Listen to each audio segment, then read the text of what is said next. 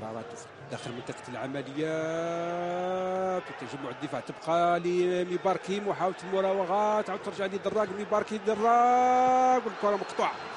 هل يلحق عليها؟ بالفعل لحق عليها قبل خروجها.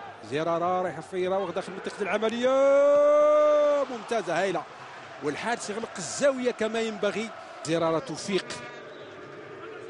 شك راح يمنح الإضافة والقائم ينقذ سولامة، وارتقاء جيد من ميبارك والقائم. منطقة الشبيبة في منطقة فريق شونتي، محاولة التوغل عن طريق المراوغات ممتازة هايلة من ميباركي. ميباركي يراوغ دايز من عند المكرة ممتازة هذه التسديدة، والحارس سولامة مرة أخرى يتألق.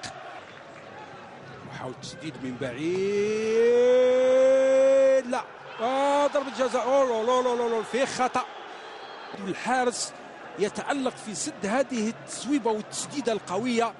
سولامة ويبدو لي فيه الخطأ. ما يسترجع بسرعة فريق الشبيبة، ممتاز الضغط على عناصر العشوطي في منطقة ميباركي. محاولة ممتازة هايلة مقوسة بدقة متناهية من ميباركي. مباراة كبيرة، كرة مرفوعة من زرارة في القائم الثاني الرأسية من هناك، والحكم ماذا يقول؟ ما فيش خطأ. ضاعت هذه اللقطة، تكون من الناحية النفسية أفضل. أتمنى الكرة مرفوعة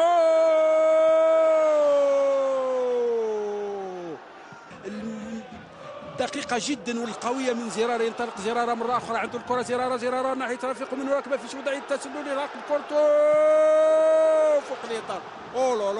لا ويعلن الحكم أمامنا، الحكم السنغالي فال أوسمان عن نهاية المباراة بنتيجة